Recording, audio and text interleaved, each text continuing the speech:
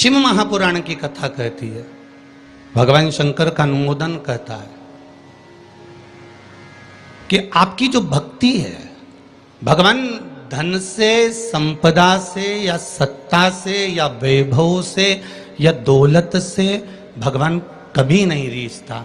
अगर भगवान को चाहिए तो तुम्हारा केवल निर्मल मन चाहिए, भगवान को और कुछ भी नहीं चाहिए, तुम्हारा केवल मन। उसके सिवाय भगवान तुम्हारे वैभव से, तुम्हारे पास में कितनी गाड़ी है, कितना बंगला है, कितना धन है, कितना वैभव है, कितनी सत्ता है, कितनी दौलत है, भगवान को उससे कोई मतलब नहीं। भगवान को अगर मतलब है तो केवल तुम्हारे मन से मतलब है। शबरी अम्बा के दरवाजे पर भगवान गए, क्या दिया शबरी अम्बा ने? भगवान को क्या प्रदान करा शबरी अम्बा ने? केवल एक झूठे बेर। और झूठे बेर के सिवा भगवान कुछ ले भी नहीं रहा है। अब तुम शंकर जी को क्या देते हो? अगर शबरी अम्बा ने भगवान राम को झूठा बेर दिया है तो आपने कौन सा अच्छी चीज दी थी भगवान को? जल दिया, वो मछली का झूठा था। दूध दिया, वो बछड़े का झूठा था। फूल दिया, वो भौरे का झूठा था। मिठाई बना कर दी, वो चींटी की झूठी थी। तुमने दिया क्या? और ये मनुष्य का शरीर दिया भगवान के चरणों में, ये भी तो झूठा है। फोन पे तो तुरंत कह देता है, माँ तो तारे बिना एक बिना नहीं रहूं, एक मिनट नहीं रहूं, तेरी तो मुझे बहुत याद आए। और भगवान के पास जाए कि तुम्हारे बिना मेरा कोई नहीं है। भगवान के रेंदे रे झूठेला। भगवान भी कहते काहे को झूठ बोले? अभी फोन पे बोल रहा था, मेरे को थारी याद आ रही, तेरे बिना एक मिनट नहीं रह सकता, तू तुम्हारे हृदय में बसी ने, तू तुम्हारा चित्त वृत्ति में बसी। और मंदिर पहुंचा ने अगरबत्ती लगाते लगाते बोला, तन मन धन सब कुछ तेरा। भगवान के आ गया भेरू झूठेला। भगवान सोचे काय आया।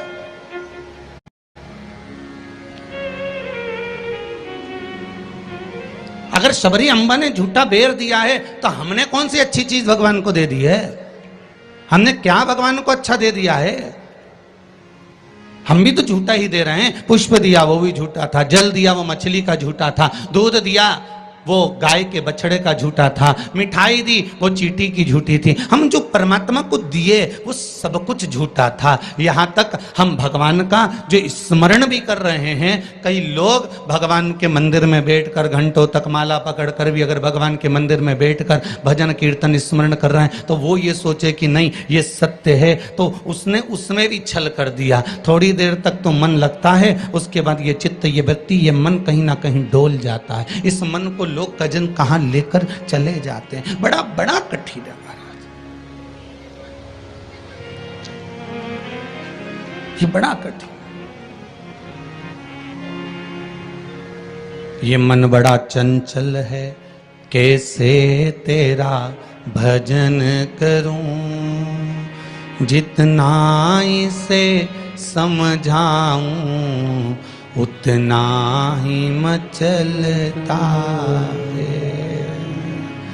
भोलेनाथ हे शंभो, हे त्रिकालदर्शी, हे कैलाशी, हे अविनाशी, हे शिव, हे करुणा सागर। ये चित्त, ये मन, ये वृत्ति बड़ी चंचल है।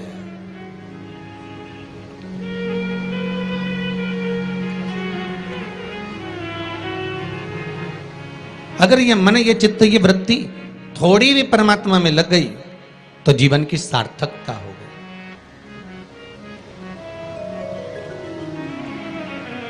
ब्रह्मा और भगवान विष्णु दोनों मिलकर मंथन कर रहे हैं। और एक बात बहुत ध्यान से सुनना, शिव महापुराण के इस चरित्र को याद रखना कि ब्रह्मा और भगवान विष्णु ने मंथन किया, और मंथन किया तो शंकर भगवान के शिवलिंग को प्रकट किया।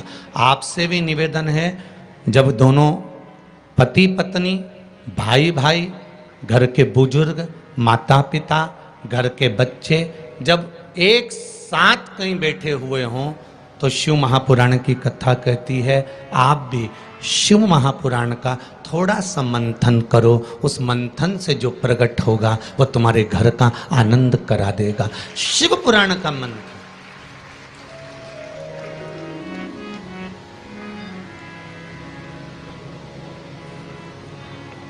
थोड़ी देर अपने माता पिता के पास में जाकर बैठा करो, थोड़ी देर जब घर से जाते हो तो अपने घर में जो मंदिर है, अपने घर में जो देवालय है, अपने घर में जो शिव जी हैं, अपने घर में जो राम जी हैं, अपने घर में जो ठाकुर जी हैं, अपने घर में जो कृष्ण हैं, अपने घर में जो देवता विराजमान हैं, आप उनके पास जाकर बैठकर फिर अपने गंतव्य की ओर अपने कार्य के लिए जाइए। और शाम को जब आओ तो पत्नी और बच्चों से, परिवार से बाद में मिलो।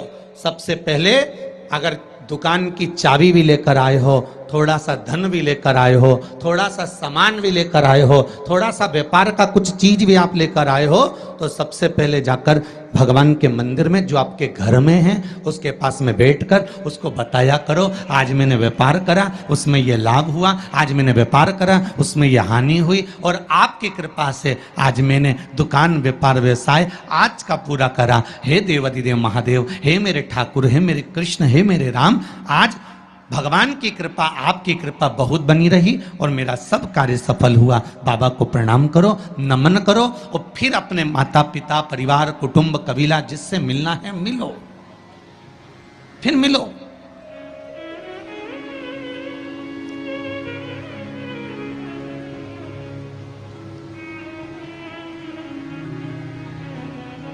आज किसी ने एक प्रश्न किया था सुबह, गुरुदेव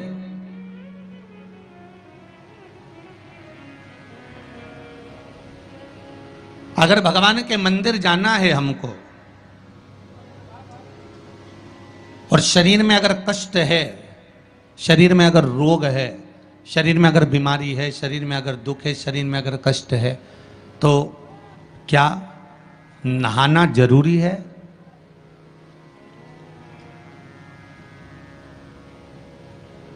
शिव महापुराण की कथा कह रही है, मत नहाओ, स्नान कर लो।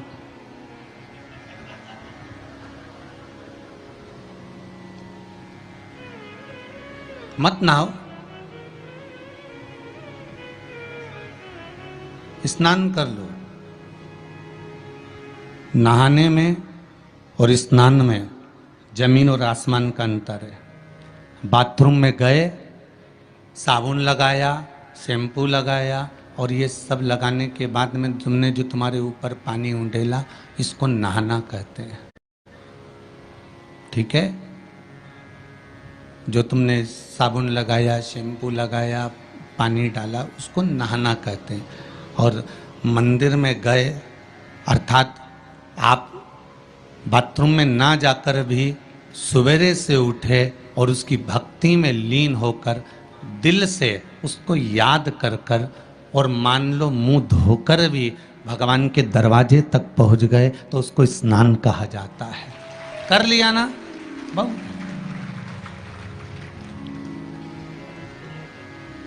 नहीं है ना शरीर में बल? एक पत्र में लिखा है किसी ने,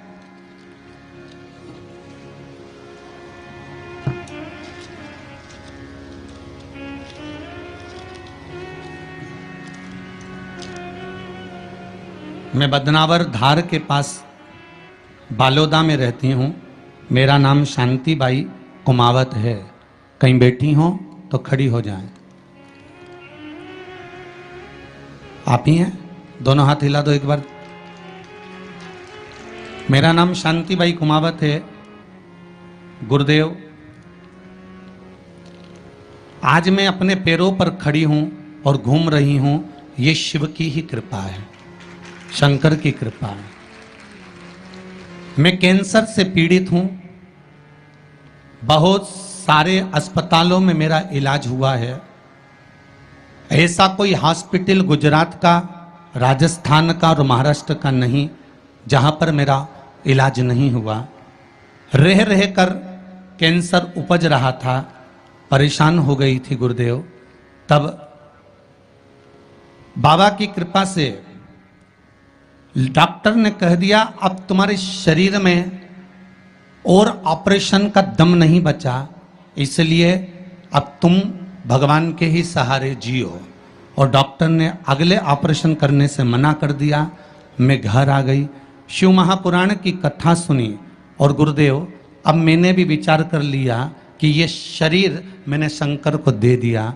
और गुरुदेव एक बेलपत्री शिव जी पे चढ़ी हुई अपनी पोती से, बेटों से बुलवाती और उस बेलपत्री को जल के साथ खाना चालू कर दिया।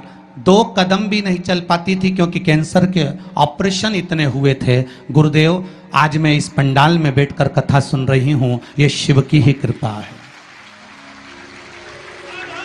ये शंकर की करुणा। एक बात बहुत सुंदर आपने लिखा है शांतिबाई जी, माता जी, कि गुरुदेव जांच भी कराई, अब डॉक्टर बोल रहा है तुम तो ठीक होती चली जा रही हो, ऑपरेशन की भी जरूरत नहीं है। अब बाबा की यह कृपा हुई है, ये करुणा है। बैठो मां, बैठो। हर हर महादेव। ये शिव की कृपा है, ये शंकर की करुणा, ये शंकर की उदारता है, ये शंकर की दया है, ये शिव करुणा है।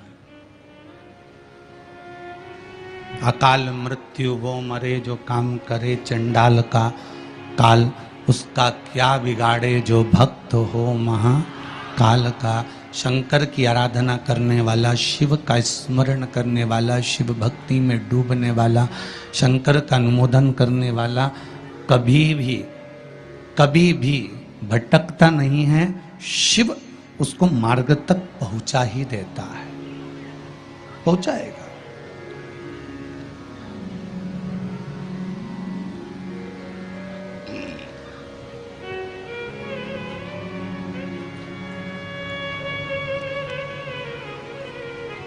जितना शरीर का वजन है, बहुत ध्यान दीजिएगा जरा। बैसाख शिवरात्रि शिव महापुराण की कथा मिली है आपको सुनने के लिए, और बैसाख शिवरात्रि शिव महापुराण की कथा यदि आप लोग श्रवण कर रहे हैं, चाहे आस्था चैनल के माध्यम से सुन रहे हो, चाहे फेसबुक यूट्यूब के माध्यम से सुन रहे हो, चाहे इस पावन पंडाल में बैठकर सुन रहे हो, अगर श्रवण कर रहे हो तो ध्यान रखना, जितना शरीर का वजन है,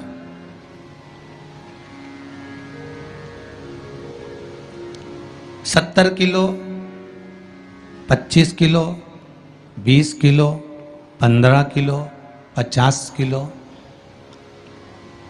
उतना ही किलो के हिसाब से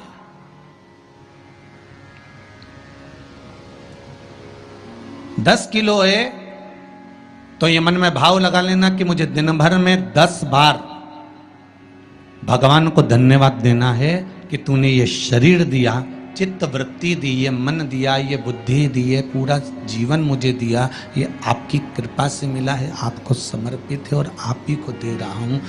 10 किलो के हो तो 10 बार आप भगवान को धन्यवाद दीजिए, 20 किलो के हो तो 20 बार धन्यवाद दीजिए, 80 किलो के हो तो 80 बार धन्यवाद दीजिए, 90 किलो के हो तो 90 बार धन्यवाद दीजिए कि ये आपकी कृपा से मुझे प्राप्त हुआ है, कोई दूसरा देने वाला नहीं है मुझको, केवल आप दे रहे हो, उसके सिवाय कुछ नहीं मिला।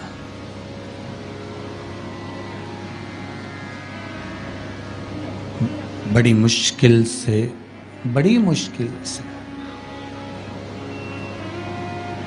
उसने कृपा कर कर यहां भेजा है अपने को, बड़ी मुश्किल से भेजा।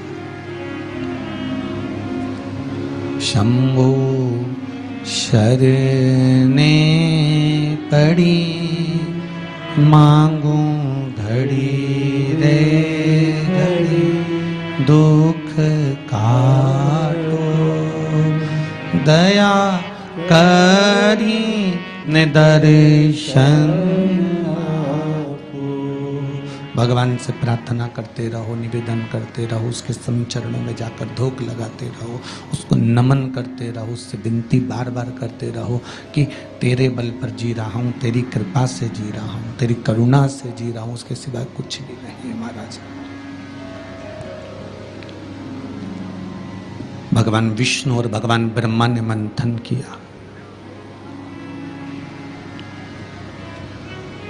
और भगवान विष्णु और भगवान ब्रह्मा जब मंथन करे तो उस मंथन में शिवलिंग प्रकट हुआ।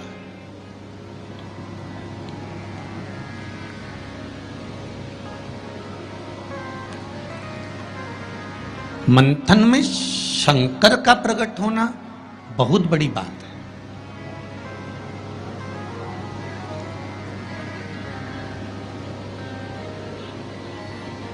जैसे बात बात में शिवजी का नाम, शंकर का यश, शंकर भगवान का गुणगान, शंकर भगवान की भक्ति की बात आपके मुख पर अगर बार बार आ रही है ना, आप बार बार कह रहे हैं कि बड़ी कृपा करी साहब मेरा, मैंने तो पशुपति व्रत करा था और भगवान ने मेरा ऐसा कर दिया, मैंने भगवान को मूंग चढ़ाया था और भगवान ने ऐसा कर दिया, मैंने चावल चढ़ाया था भगवान को और भगवान ने ये कर दिया, मैंने भगवान को बेलपत्र चढ़ाया था भगवान ने मेरा ये काम कर दिया, भगवान को मैंने धतूरा चढ़ाया था भगवान ने मेरा ये काम कर दिया। आप बार बार शिव जी का यशगान गाते हो ना, यश गुण गाते हो, तो उसमें भी एक सुख का अनुभव होता है।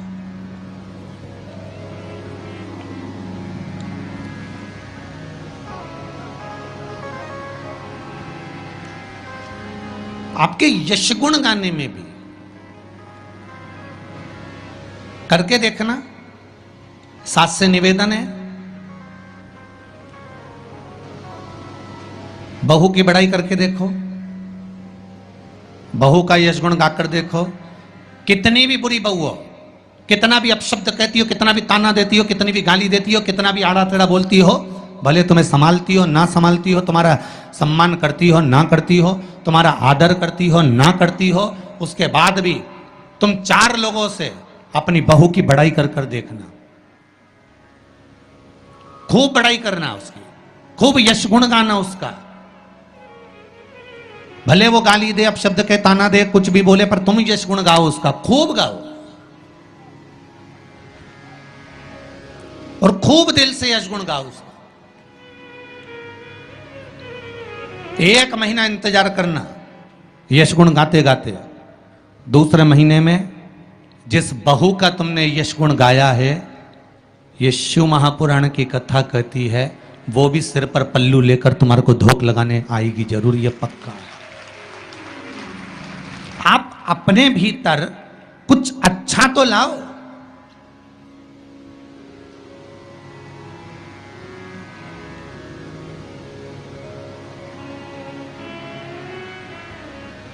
कुछ अच्छा ढूंढने का प्रयास तो करो।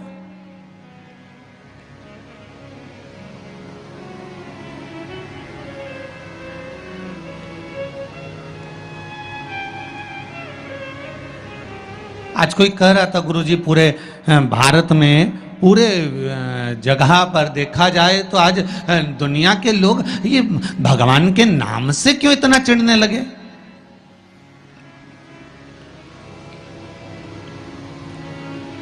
भगवान के नाम से, राम नाम से, शिव नाम से, कृष्ण नाम से,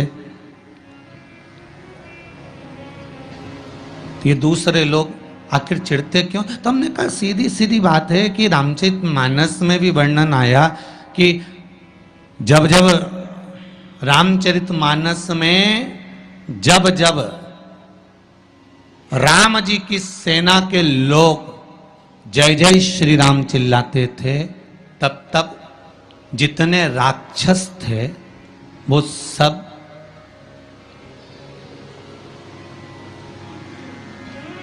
जितने राक्षस थे, जितने भी,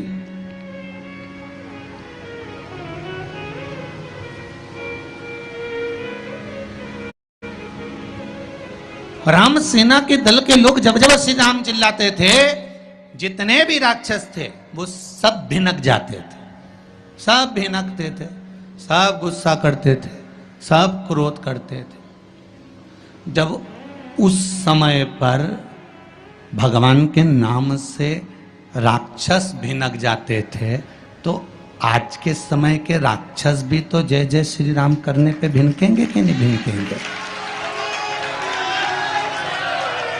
जरा विचार तो करो।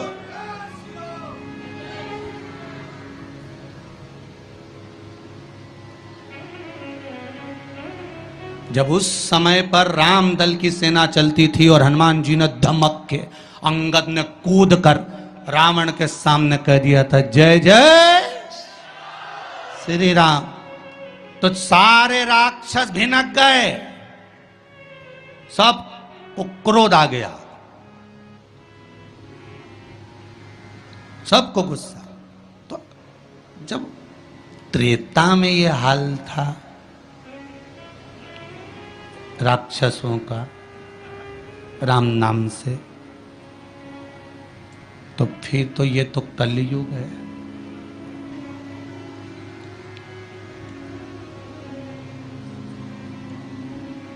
अब तुम राम बोलोगे तो थोड़ा सा तो भिनकट्टा छूटेगा ही इनके भीतर भी, थोड़ा थोड़ा तो आएगा। पर आग लगे बस्ती में, अपन रहो मस्ती में, जो ज्यादा भिनके नहीं तो उसको भिनकने दो। तुम तो जोरदार खजूर वाली चोटी बना के बिंदी लगा तैयार होके भगवान के मंदिर जाओ और न राम नाम गुण गाओ, शिव का स्मरण करो, लोटा भर के जल चढ़ाओ, शंकर का भगवान का भजन करो। शिव की भक्ति में जितने जितने लग सकते हो उतने लगो, कुछ नहीं बिगड़ेगा। एक लोटा पानी जो भगवान शंकर को समर्पित करता है, मरने के बाद तुम्हारी औलाद तुम्हारा किसी पवित्र नदी में तर्पण करे ना करे, तुम्हारा शिव को दिया हुआ जल तुम्हारे खाते में पहुंच जाता। आपने जो शंकर भगवान को एक लोटा जल दिया है, शिव जी को एक लोटा पानी चढ़ाया, शंकर भगवान को एक लोटा जल समर्पित करा है, शंकर भगवान को एक लोटा जल अगर आपने दिया है तो वो आपके खाते में पहुंचेगा जरूर, ये निश्चित है, पक्का है।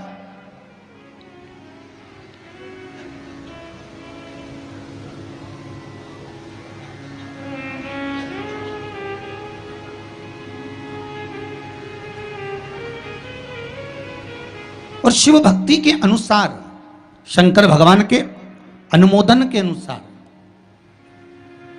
पहले भी कथा में कहा, आज फिर कह रहे हैं, आप जब शंकर भगवान को एक लोटा जल समर्पित करते हो तो वो 33 कौटी देवताओं के हिस्से में चले जाता है, एक भाग पितरों के हिस्से में चले जाता है, एक भाग आहूतों के हिस्से में चले जाता है, एक भाग वाचुकों के हिस्से में चले जाता है। आपने जो भगवान को दिया वो धीरे धीरे धीरे धीरे धीरे धीरे धीरे बढ़ता चले जाता है, भगवान के धामों में पहुंचता चले जाता है। जिन जिन को आपने नहीं भी दिया, शंकर भगवान पे चढ़ा हुआ जल उन तक भी पहुंच जाता है। ये केवल आपकी निर्मल और आनंदित भक्ति के बल पर पहुंचता है, भक्ति के बल। भगवान ब्रह्मा और भगवान विष्णु ने जो मंथन किया, उस मंथन में जो शिवलिंग निकला और ब्रह्मा जी के मुख से निकल गया कि ये शिवलिंग जो निकला है इसके चरण कहाँ हैं, इसका शीश कहाँ है, जरा पता करा जाए। और ब्रह्मा स्वयं भगवान शंकर का सिर देखने के लिए जा रहे हैं और भगवान विष्णु मृत्यु लोक में नीचे तलातल में, रसातल में, पताल में भगवान शंकर का चरण ढूंढने के लिए जा रहे हैं, भगवान शिव का चरण।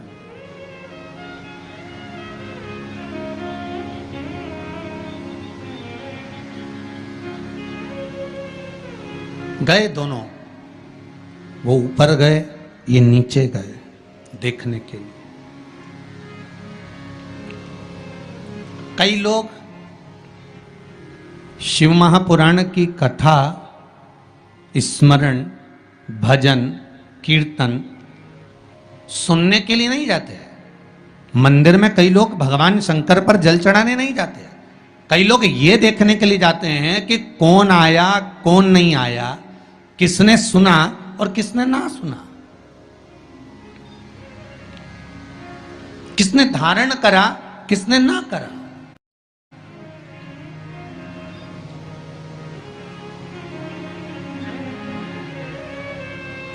अब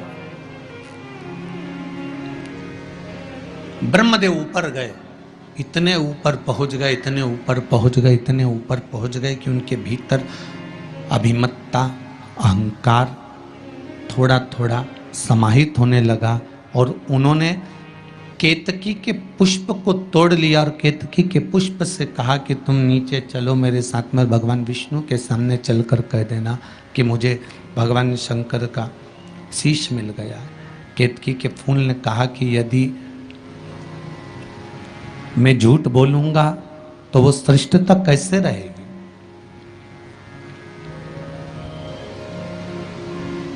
मेरे झूठ बोलने की श्रेष्ठता कैसे होगी?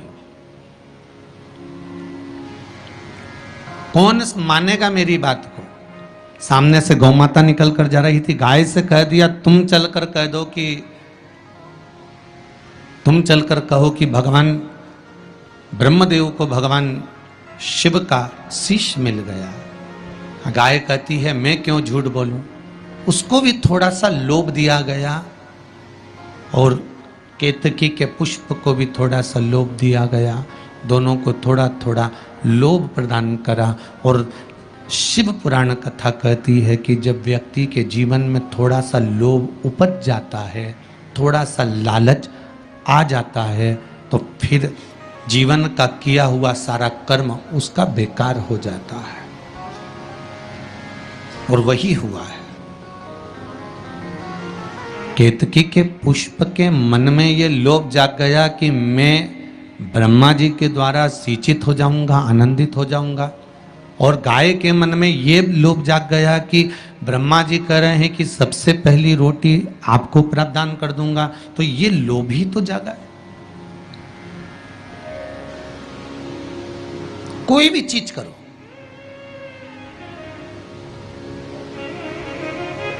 अगर कोई सत्कर्म आप कर रहे हैं, थोड़ा सा अच्छा कार्य आप कर रहे हैं, भगवत भजन आप कर रहे हैं, कीर्तन आप कर रहे हैं, मंत्र जाप आप कर रहे हैं, स्मरण आप कर रहे हैं, नाम जाप यदि आप कर रहे हैं, तो वो लोभ से परिप्त होना चाहिए, बहुत दूर।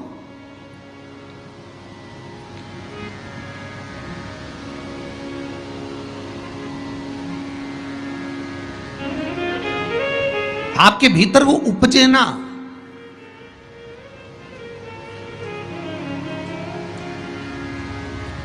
फिर चाहे दुनिया के लोग कितना भी कहे ना, वो एक बेल बेचारा किसान का एक बेल कुएं में गिर गया। अब कुएं में गिर गया तो किसान का बेल जब कुएं में गिरा तो ये देखा कि कुएं में से बेल को निकालना है। खूब मेहनत करी किसान ने बेल को निकालने की, पर वो बेल निकल नहीं रहा था। बहुत बहुत बहुत बहुत मेहनत करने के बाद भी वो बेल नहीं निकला। बहुत अथक प्रयास करा गया पर बेल नहीं निकला। तब किसान ने फिर कहीं मशीन वाले से कहा होगा कि इस बेल को निकालना है। मशीन वाले ने कहा 25,000 रुपये लग जाएंगे, 20,000 रुपये लग जाएंगे। तो उसने सोचा 20,000 25,000 लग जाएगा तो इससे अच्छा है कि इसको पड़े ही रहने दो। बेल किसी काम का तो था नहीं, बूढ़ा हो गया था। अगर बेल बूढ़ा हो गया है तो इसी कुएं में पड़े रहने दो, मर जाएगा। इसी कुआं भी सूख गया है, इसमें कोई दिक्कत वाली बात नहीं, अपन कचरा पटकते जाएंगे, बेल को वहीं की वहीं दबा देंगे। गाँव के लोगों से कह दिया मेरा बेल कुएं में गिर गया है और ये बूढ़ा हो गया था। एक काम करो, तुम्हारे गांव का जितना भी कचरा है ना, घर वाले वो सब लाकर इसमें डालते हैं ना, बेल मर जाएगा, धीरे धीरे उस पे मिट्टी डल जाएगी। गांव के लोगों ने कचरा लाकर डालना चालू करा। जैसे जैसे बेल के पास में कचरा पटकना प्रारंभ करा, बेल भी समझदार था। इधर कचरा पटकते तो इधर पांव रखकर खड़ा हो जाता, इधर पटकते तो इधर पांव रखकर खड़ा हो जाता। धीरे धीरे पूरा कुआं भराते चले गया और बेल कचरे पर पांव रखते रखते रखते रखते रखते रखते बाहर।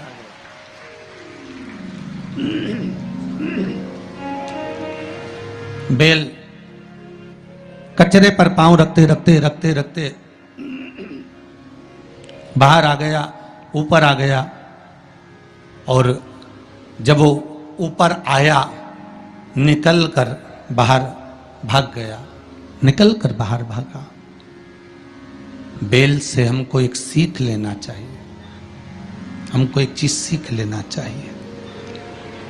बुराई करने वाले कितनी भी बुराई करेंगे, निंदा का कचरा, बुराई का कचरा कितना भी पटकेंगे, हमको केवल उस पर पांव रखकर निकल कर बाहर की ओर चले जाना है और हमारे जीवन को सार्थक बना लेना है। करे करे तो करे।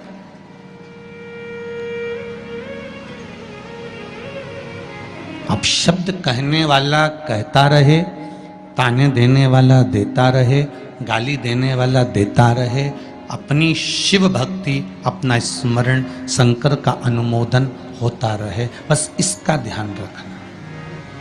बैसाख के महीने में नवमी तिथि को माता जानकी का प्रागट्य हुआ है पृथ्वी से।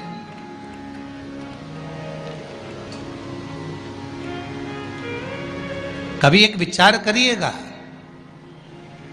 कि नरसिंह अवतार बैसाख के महीने में हुआ, कुर्मा अवतार बैसाख के महीने में हुआ, हयग्रीव अवतार बैसाख के महीने में हुआ, परशुराम अवतार बैसाख के महीने में हुआ, माता जानकी का अवतार बैसाख के महीने में हुआ। आखिर बैसाख के महीने में, माधव महीने में इतनी महत्वता क्यों?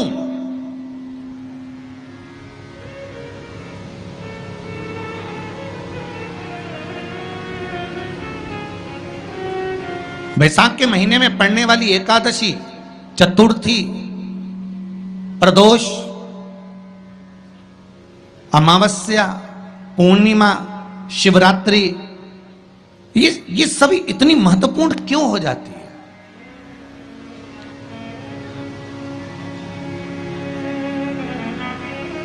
इसकी महत्वता इतनी प्रबल क्यों हो जाती है? किस लिए? क्योंकि बैसाख का जो महीना पड़ता है, सूर्य की संपूर्ण तपन, सूर्य देव अपने पूर्ण तेज के साथ में, पूर्ण तेज के साथ में मृत्यु लोक के निवासियों पर, चाहे जलचर हो, थलचर हो, वायुचर हो, चाहे जो जीव हैं, उस पर जब किरण फेंकते हैं तो संसार का जो मनुष्य है उस पर जब ताप पड़ता है तो ताप पड़ने के कारण उसके मुख से भगवान का नाम निकल ही जाता है, स्मरण नाम निकल ही जाता है। जब उसके मुख से भगवान का नाम निकलता है तो वो भगवान की शरणागति खुद ग्रहण कर लेता है स्वयं।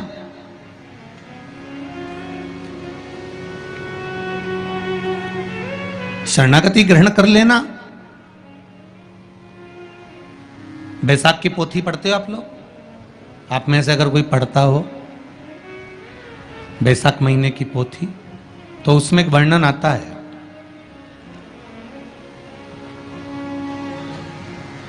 गीता प्रेस गोरखपुर के कल्याण अंक में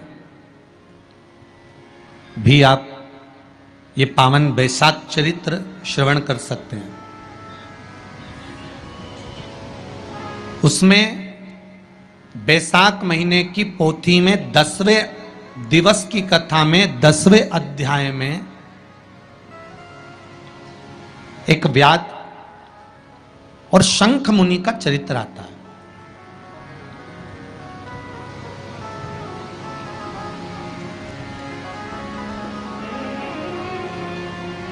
शंख मुनि एक बार निकलकर भगवान शंकर के मंदिर में जल समर्पित करने के लिए जा रहे थे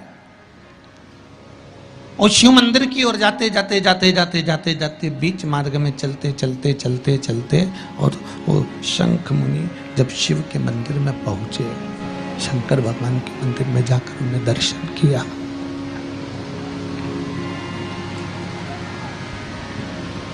जल का पात्र उठाया और वो जल का पात्र उठाकर जब भगवान शिव को समर्पित कर रहे थे तो उसी समय जल का पात्र उठाकर जब शंकर भगवान को समर्पित करा गया और शंख मुनि निकलकर जब बाहर आ रहे थे, आते आते शंख मुनि के मन में एक भाव उत्पन्न हो गया कि जब हम भगवान शिव को कुछ वस्तु समर्पित करते हैं तो उसका फल, उसका पुण्य फल हमें कितने समय में प्राप्त होता है। ये शंख मुनि के मन में एक विचार जागृत हो गया, शंख मुनि के मन में एक भाव जागृत हो गया।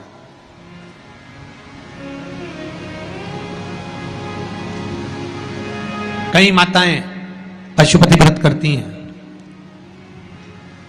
कई ऐसी भी माताएं हैं जिन्होंने 2-3 बार पशुपति व्रत कर लिए होंगे।